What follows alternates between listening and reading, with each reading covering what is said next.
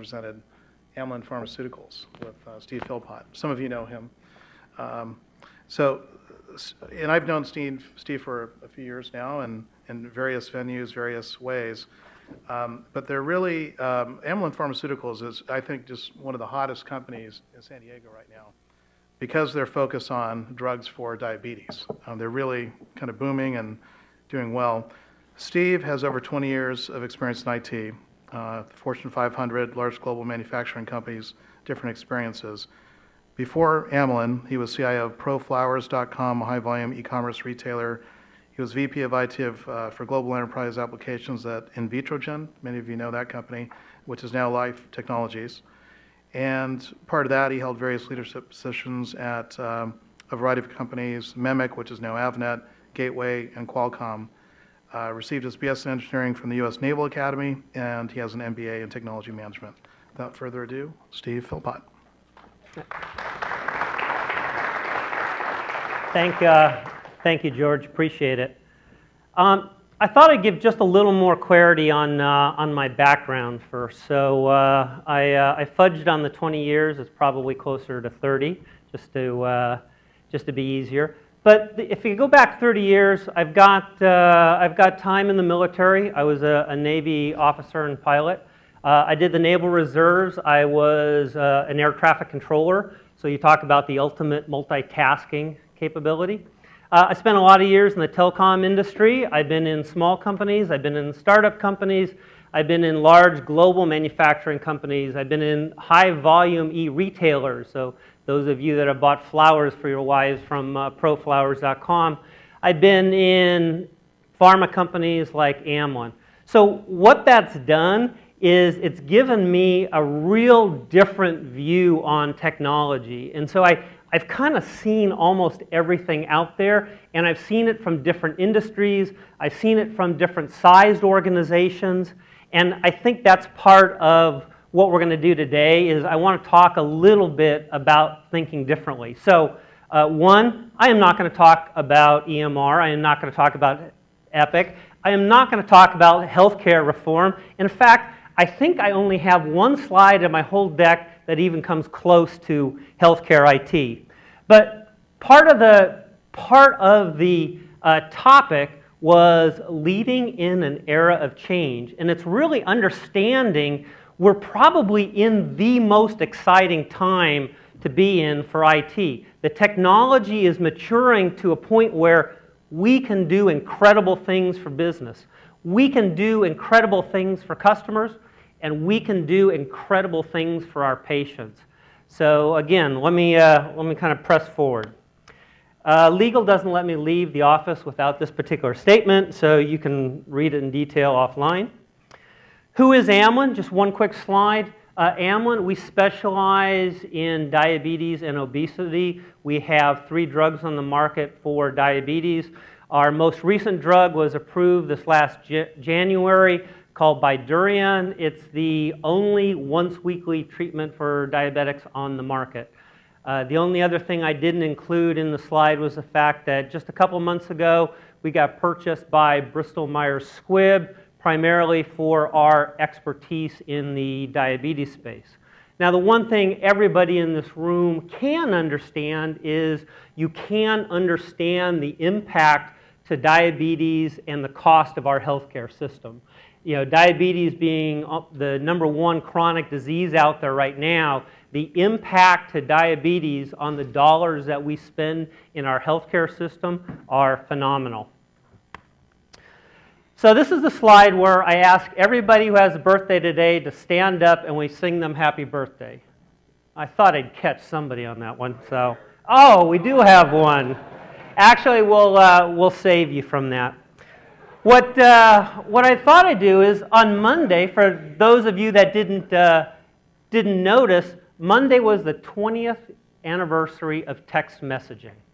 So now think back at all the change that's occurred since that very first text message, Merry Christmas. Nobody would have imagined back then how we're using text messaging. Nobody would imagine that one of my sales representatives did 16,000 text messages in 1 month. Just to do the math, that's like a text message every 2 minutes that you're awake. I don't know how that's possible. Most teenage kids can do that, but that's a different story. But again, technology is changing, and it's changing in ways that we may never understand. So just a few other memorable quotes. We've got the quote about how, okay, well, is there really going to be a market for more than 5 PCs in the world? God, why do you even need a PC in your home? You know, how ridiculous. Or 640K of memory ought to be enough. I can remember my first computer in the mid-'80s. It didn't even have a hard drive. It had 2 floppy drives and 640K. A lot of things have changed. I noticed in the room a few folks have an iPhone. How about some of those quotes around the iPhone about, oh, I just shut down Apple and give the money back to the shareholders. Or, I don't think the iPhone's going to be successful. How do we get change wrong? How do we not see what's happening down the road? Change is hard, but more importantly, sometimes we don't know how people are going to use technology once we put technology in their hands.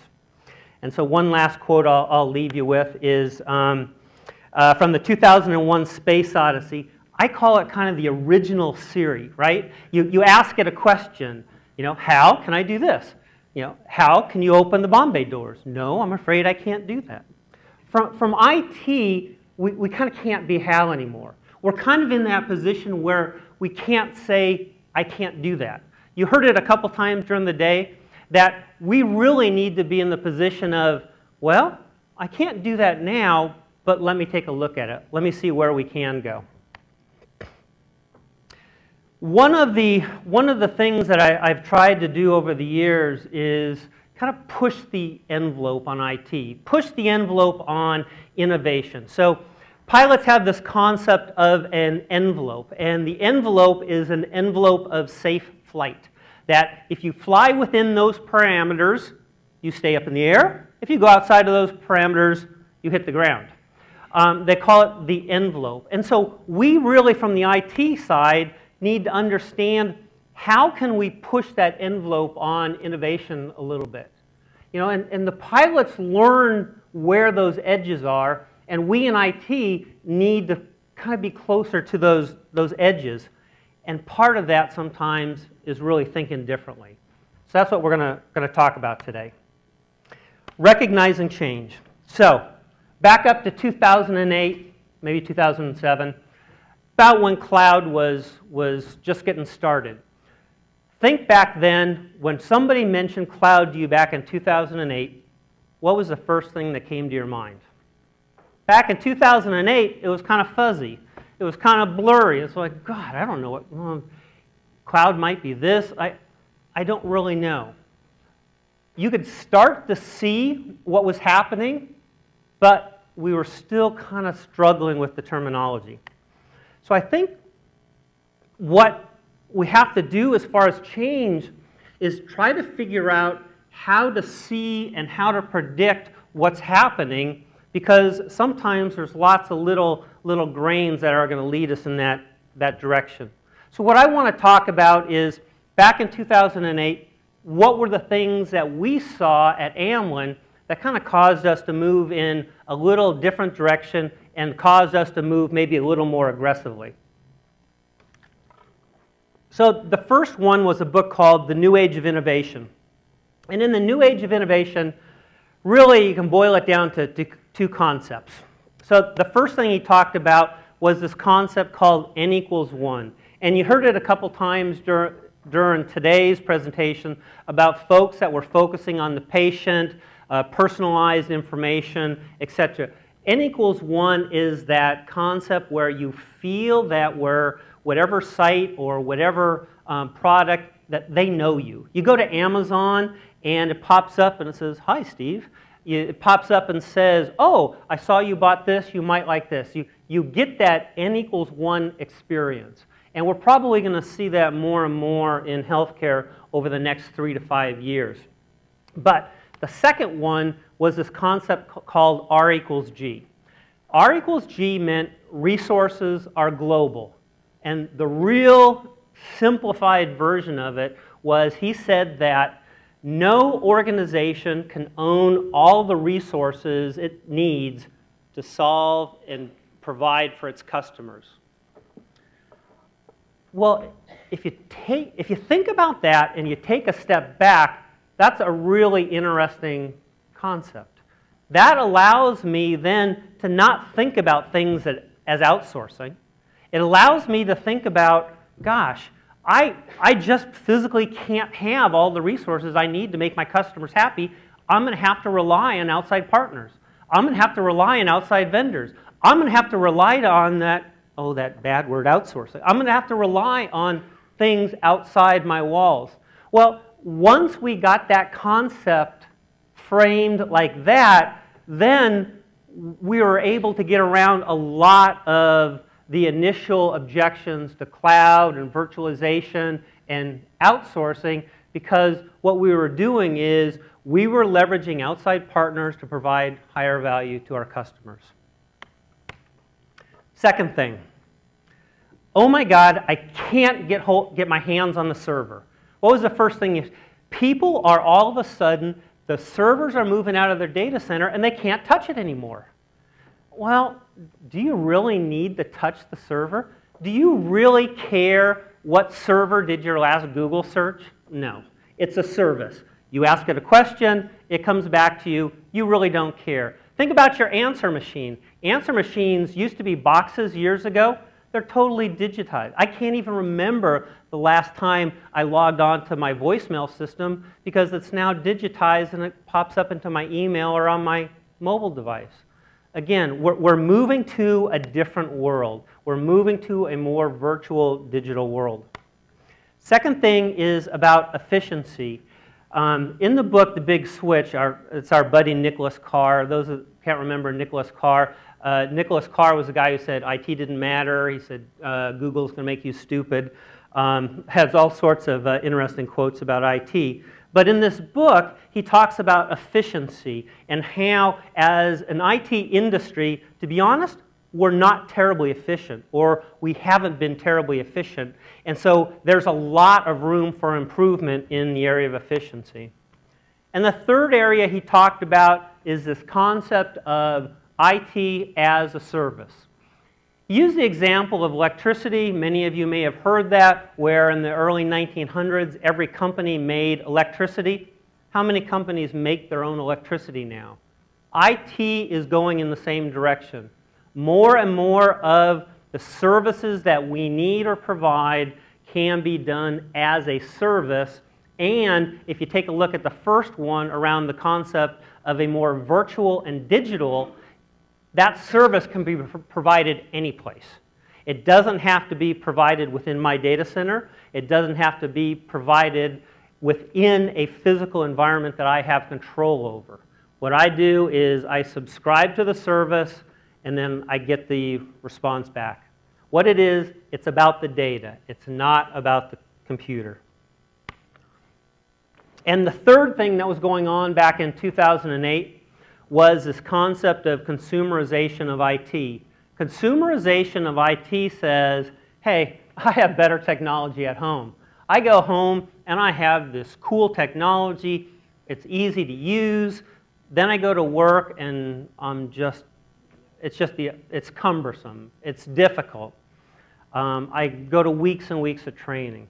How many of you went to the 2-week training class on how to use Google or how to use Facebook? You didn't. These applications are intuitive. They're easy. Well, we as organizations need to figure out how to make our business applications more consumer-like. So these three things were happening. The consumerization of IT, this big switch around a physical to digital, and the whole concept around, and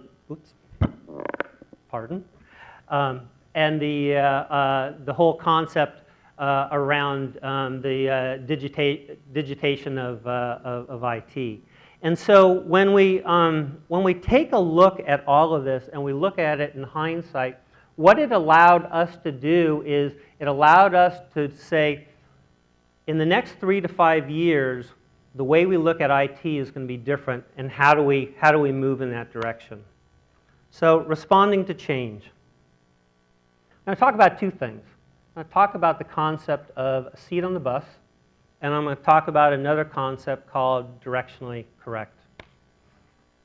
You've heard a couple times today about the impact of change on an organization. So when we took a look at what was going to happen down the road, when we took a look at the fact that moving forward we were going to be in a more digital and more virtualized organization, we felt we had to make organizational changes in order to better support that. So what we did was we reorganized IT. We reorganized IT to say, your expertise, your value to the organization is not associated with a single product. Your value to the organization is associated with one of three things: data, process, or reporting or analytics. Because the concept was, for any type of business process, that data, process, and reporting may not lie in one single system. It may be in multiple systems. It may be in multiple systems across multiple companies. So we really had to frame our IT organization that you are not a Siebel expert. You are an expert in customer relationship management and that process, and it may or may not be involving, a specific product. This is hard concept to get used to, but this is part of what needed to happen in order to give the organization the flexibility to respond to change. The second concept was the concept of directionally correct. So remember, this is back in 2008. Cloud is kind of an ambiguous topic back there. But what we said was that we wanted to be able to put a framework in place to talk and educate the organization on where we were going, even though we didn't know exactly where we were going. But we knew a few things. So on the left-hand side, kind of working from left to right, the left-hand side, got your data center, and inside what I'll call the physical data center, we had this concept called optimize the core, which means that we're going to virtualize as much as we can internally, knowing that we've already invested in that, and so we're going to optimize as much as possible. Fast forward in 2012, where we are right now, about 75% of my environment is virtualized. So we're just about, I think we're 73 and change, but just under 75% of my environment is virtualized. That's the left-hand side. The right-hand side were the cloud concepts. We didn't know exactly where we were going to go at the time, but we knew one size didn't fit all. We had to have different tools in order to respond to the business, so we set out what are the big tools that we needed. Cloud computing, that's Amazon EC2, your Azure. Cloud software development, so this is something like Force.com. Off-site online storage, something like Nirvanix, Box. And the last was software as a service applications. So these are your applications like Workday. So we set up those four categories, knowing that as the business came to us, we'd have different options. I'll use an example of cloud software development, Force.com. So we went up to Force.com. We use Salesforce.com for our call center. We use Viva for our CRM SFA. On top of that now, we actually start building applications for our commercial group.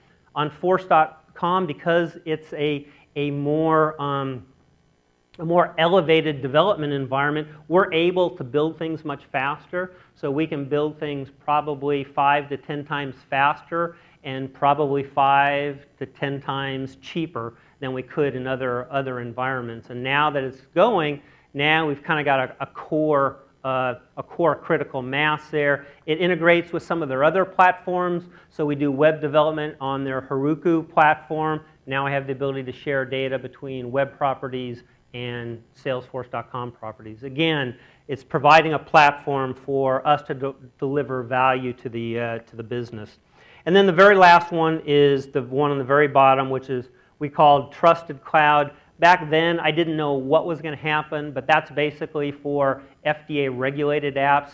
Fast forward 4 or 5 years, and we're now starting to see things mature. Again, the concept here is directionally correct. Sometimes you don't know exactly where things are going to be, but you know directionally where things are going.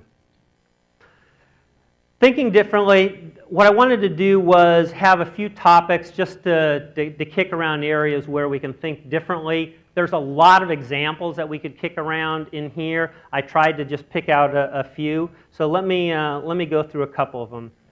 Business appropriate risk. So we've heard a couple times today kind of the concept of risk. A few questions have been asked about it. I do presentations. In fact, one of the presentations I did was for a business continuity group. And I talk in the early years about cloud, software as a service, leveraging virtual services. And there'd be a lot of questions about risk and security. And basically, it was all the reasons to say no. They were asking all the things that could go bad, all the reasons to say no. And I started talking to them about, well, have you looked at the other side of the coin? Have you looked at the increased business value that some of these services can provide? One of the increased value or service adds are around disaster recovery. And so I'll use one example. I'll use the example of my Salesforce. So my Salesforce now, their email, their files, their CRM system, a good portion of their environment is virtualized. It's in the cloud. In the previous scenario, 5 years ago, if their laptop died and all their client server apps died, well, how long does it take me to get a laptop to somebody in a remote location in the US, and then they configure it? Well, now they can literally go to any web browser and 5 minutes later conduct business. So from a disaster recovery standpoint, they're up and running in minutes based on the architecture that they have right now. People need to look at the advantages and the additional business value that's being provided just as much as we're looking at the risk. I call it business appropriate risk. We need to balance risk, but we also need to balance efficiency, functionality, etc. Where to start? I called it innovation sandbox, innovation playground. Carolyn talked about, a couple people have talked about innovation today, but how do you do it? So if you go back and take a look at what we did in the cloud, what we did with Force.com, and what we're doing with big data architecture right now, part of the concept is around this methodology. So I've applied this to about half a dozen different areas, and it's worked really well. It's kind of this learn, play, implement. The learn and play parts of it are happening sometimes before we really, really need it for the business. And so we're getting out there, we're understanding it, we're testing it, we're pushing the envelope, we're pushing the boundaries, we're starting to find use cases. As we mature that learn and play, about the same time, the technologies and our use cases are maturing and we get to the implement. It worked well for cloud. Back then, we may not have known exactly how to use it, but we knew it was a change that was coming. We did it with our Force.com platform, and now we're doing it with big data. Right now, taking a look at the same thing. Hey, we know something's happening out there. Do I know how to do, Hadoop and MapReduce right now? No. So we start learning. We start learning more about the technology. But it allows us to evolve the maturity inside the organization. At the same time, the maturity is evolving outside of the organization.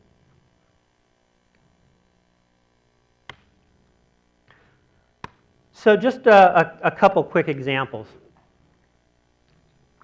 So one of the things that One of the things that we've talked a lot about in many of the presentations so far is around data. And how much data is out there? How are we using the data?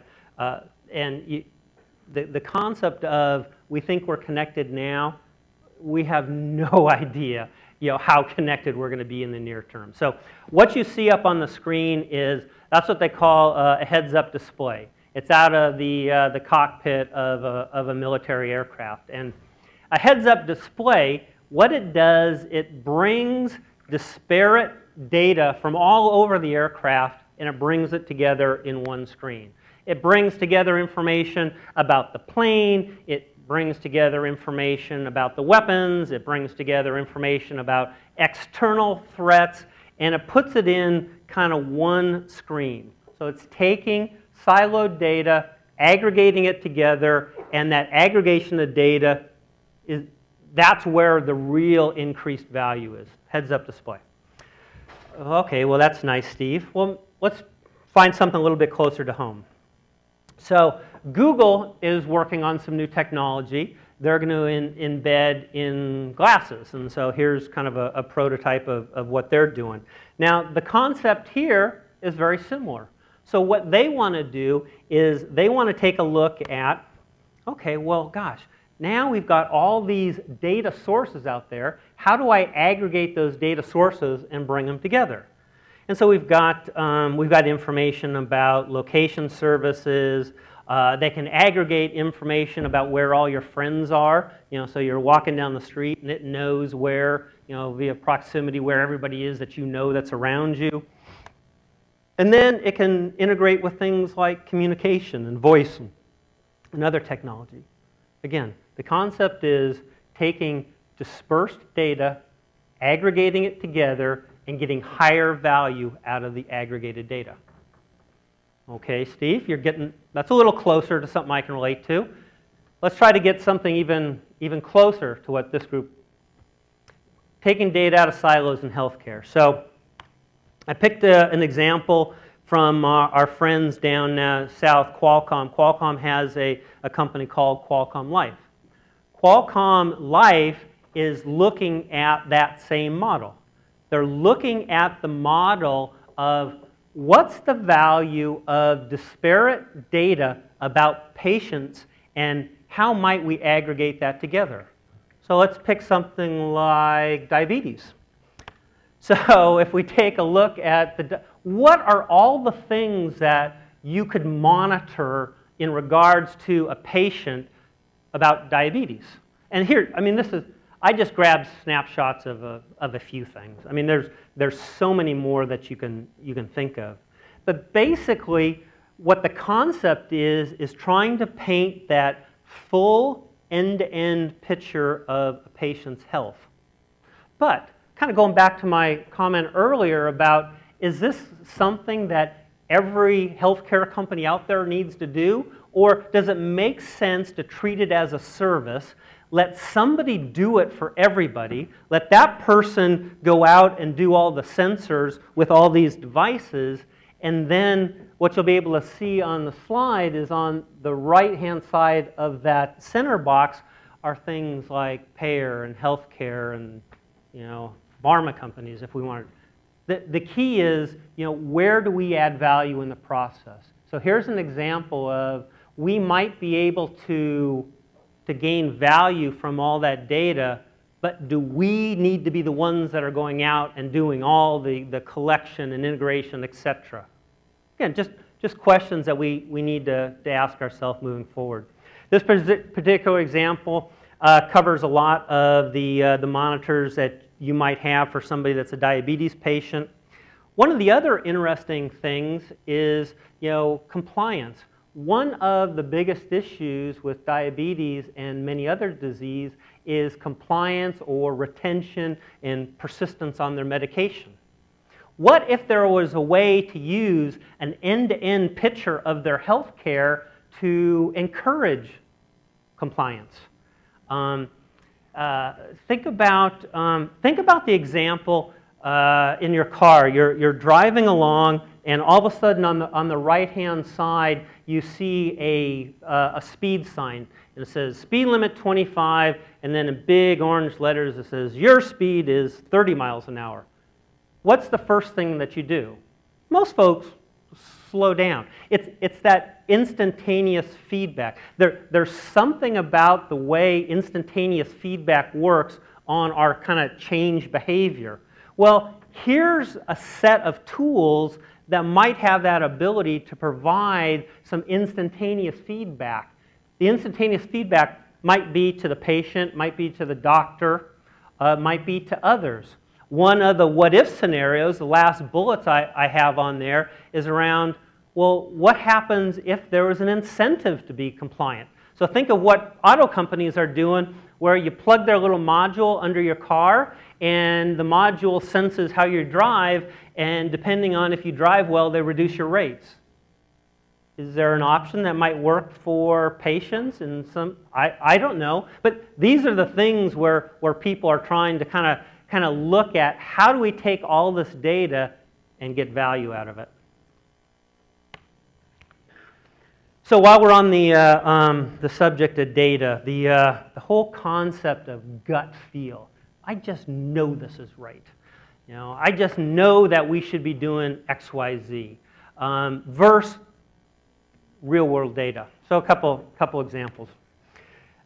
Oil industry, kind of explorers to geologists. So back in the 80s, and actually for decades before that, oil discovery was just, you know, kind of, the guy kind of knew about where it was. He'd go out there and do discovery. Part of it was that there were so many oil reservoirs out there that it was like, God, can you really miss?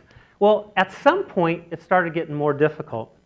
Well, what happened was, back in 1989, BP changed their model. They drove a different change. They drove a different behavior. Up until then, the industry had accepted a high failure rate. They were like, yeah, we, you know, 4 out of 5, 8 or 9 out of 10 wells are dry. They just kind of accepted that. They changed it and said this concept of no dry wells. What that did was it forced the people to put more data and analytics into their decision-making process.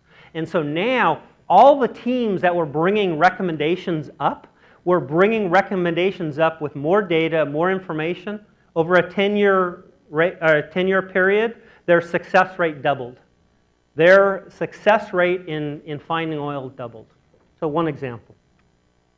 Data in shaping, most people or many people have seen the movie Moneyball. The concept in there is about the scouts. The scouts would recruit baseball players, and they're recruiting baseball players on gut feel. He looks good. I think he's going to do well. Well, Billy Beane and the Oakland A's, they changed that, and they drove it to a more analytical model. No, yeah, he might look good, but what's his on-base percentage? Again, driving a different decision-making process.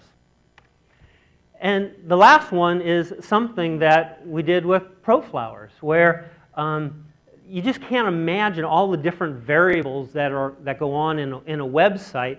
Well, who decides what works and what doesn't? So people take pictures and, oh, this picture looks good. This picture will drive traffic. No, this picture does. And so what we'll do is we would set up split sites. And so 2 or 3 people could go to our site at the same time. You may see different pictures. You may see different programs.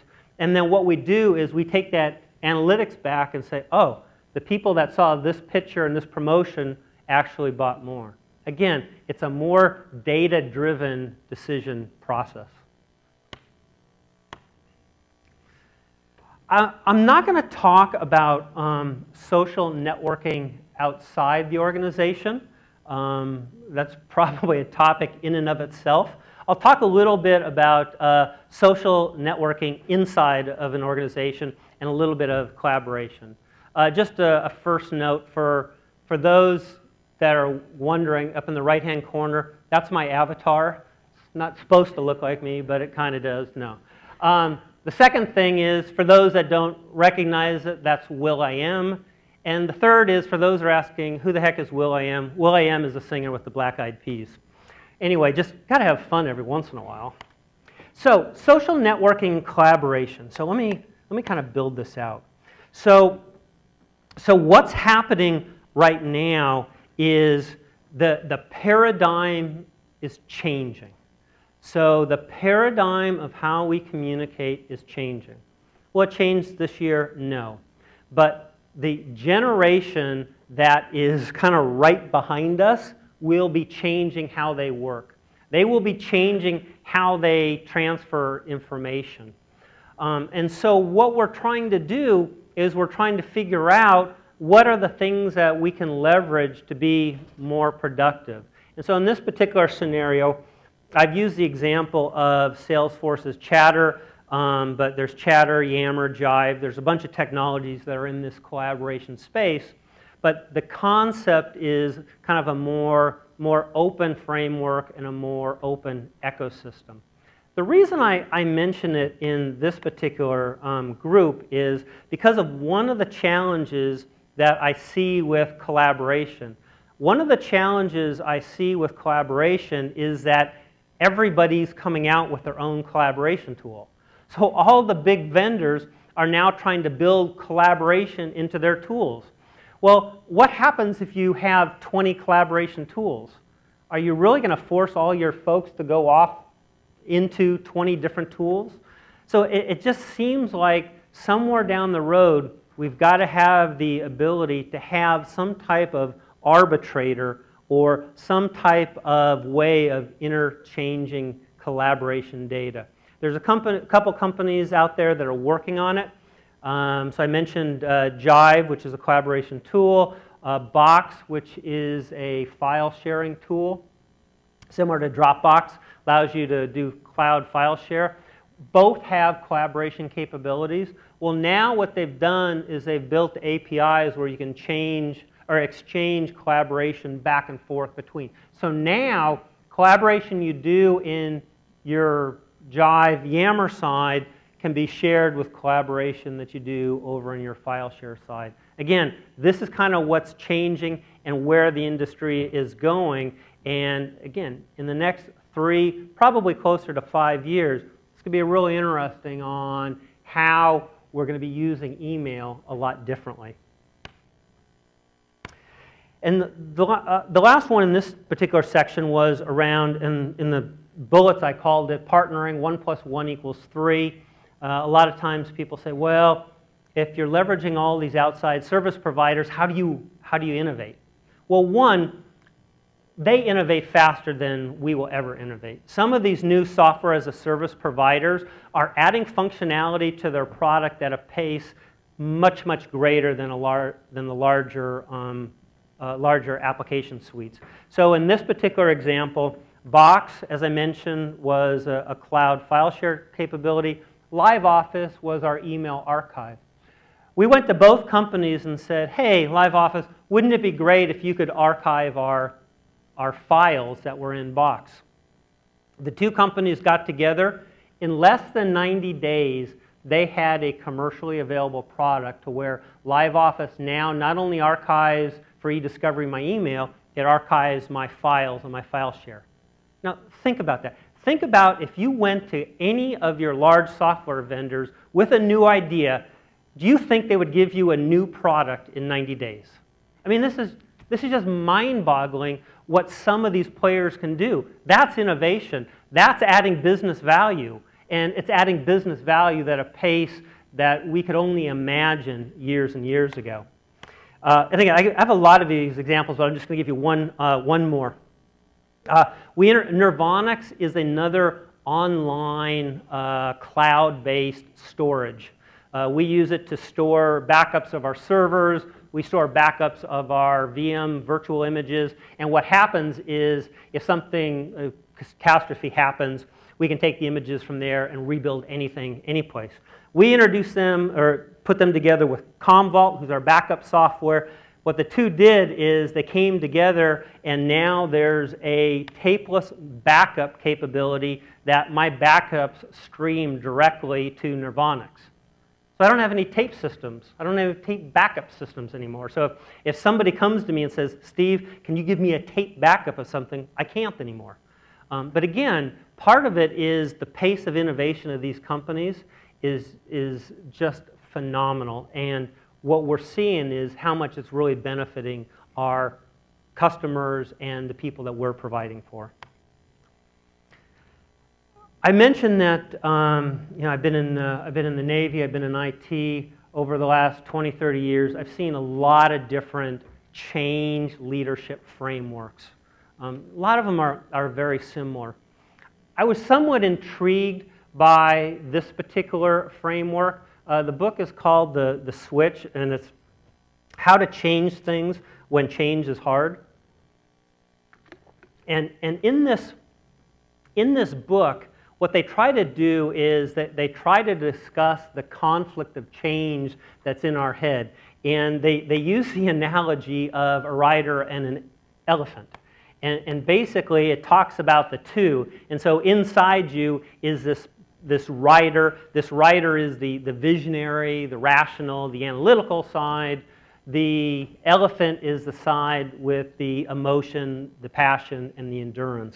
And it talks about the concept of going through change and trying to balance the rider and the elephant. As you can imagine, the rider with his analytical, he can kind of get down in the weeds and he can just kind of spin his wheels for forever, and he doesn't have much endurance. The elephant, on the other hand, it's easy for him to get distracted. So he can be walking along and, oh, shiny object, boom, and he's off. And so change is trying to balance that rider and that elephant that's within us. Again, it was just a very, very oversimplified version, but it helps articulate some of the challenges out there in managing change. And part of our path, or part of our challenge is trying to figure out how do we paint a vision, how do we paint a path. Just like I did that slide, creating the Amylin virtual data center, trying to paint that vision of kind of where we're going to try to keep the elephant and the rider that's within us kind of balanced as we're moving down that journey.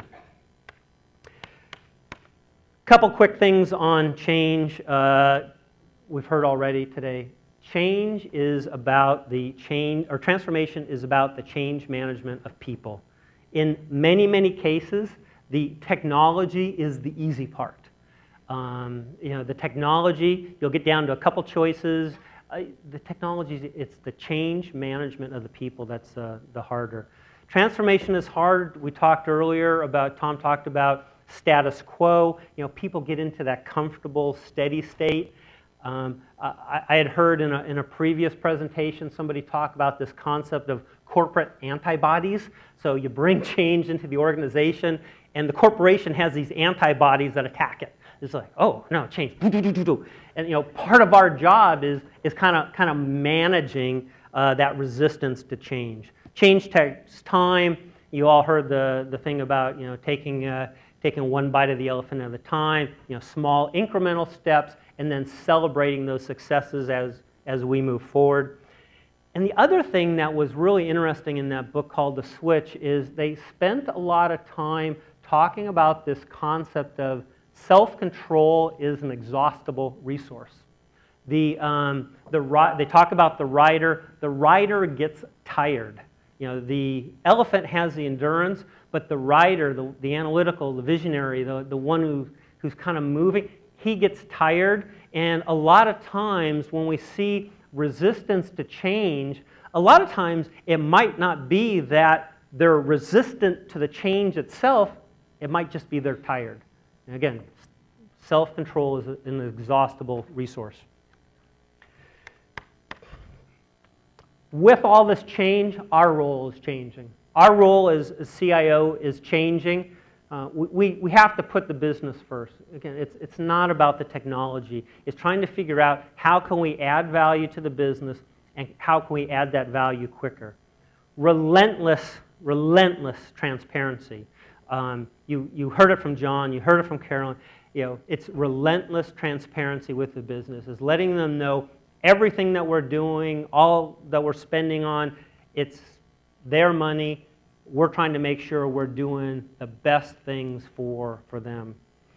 Loosening up control. This is a big, big issue for a lot of IT is loosening up control. The whole consumerization of IT, the whole self-service, but this is going to be demanded of us more over the next 1 to 5 years. And we've already talked about change management. And just kind of some final thoughts to give a couple minutes for questions about change. Focus, it's the continuity, and it's being flexible. Whatever direction we set down, when you first go on that direction, it might not be perfect. I use the concept of directionally correct. My team jokes, they know that word now, is we will change as we get more information, but what we want to do is we want to have enough information to get us directionally correct. Sometimes it requires moving us outside of our comfort zone, and I talked a lot about getting the right information to the right people. There's a lot of data out there, and that amount of data is going to be increasing over the next few years. And then the last bullet is just my comments about the switch. Is part of change is understanding how to direct that rider, how to motivate that elephant, but more importantly, part of our job is helping to shape that path for both of them. So thank you very much. Appreciated the time.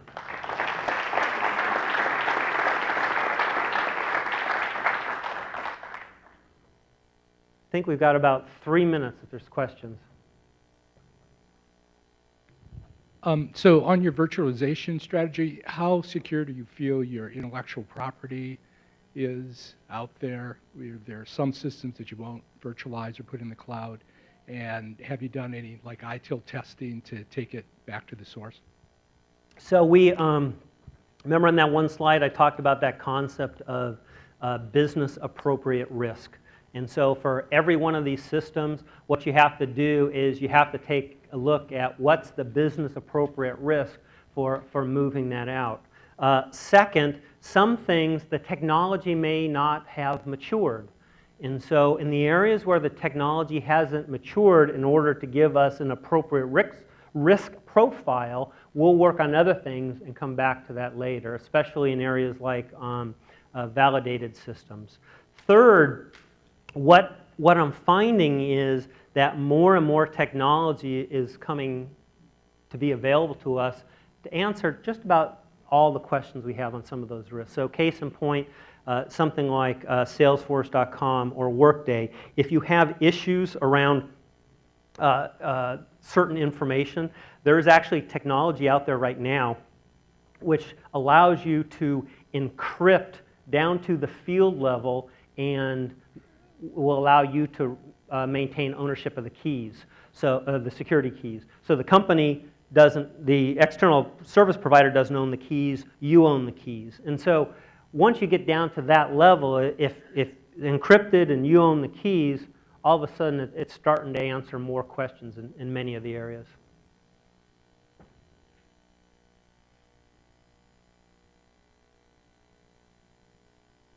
Steve, so clearly Amylin was an early adopter in looking at some of these cloud technologies. And you, as you mentioned in your presentation, you're doing some learning and some playing to support, your directionally, consistent approach. So the question then becomes, how did you engage and get the support of senior management and the CEOs and your other senior management at Amylin to support that strategy? So, early on, those first couple slides, that slide about the organizational change, that slide about creating the Amylin Virtual Data Center, those were two of the very first slides I created back in 2008. I used them to help kind of shape the vision of where we were going. And then as we went along, I didn't know what applications were going to go up to the cloud first. I didn't. And it was kind of funny. I would ask teams about well, can we put this in the cloud? No. And can we put this in the cloud? Well, no. And I did that, and I like dozens and dozens of applications, and finally I said, oh my God, this is ridiculous. And finally I turned the question around to the team and I said, find me an application that can go out in the cloud. Well, that changed it. And then once we found one or two, then it started building. We started having the successes, And then we would work with the business partners that were supportive. So some business partners were more supportive. Well, we had plenty of work, so we would work on the ones that were. As others saw those successes, then they became more engaged. In fact, some of my most ardent supporters of virtualization now were some of my strongest opponents 4 years ago. Part of it is education. I think I'm right on time.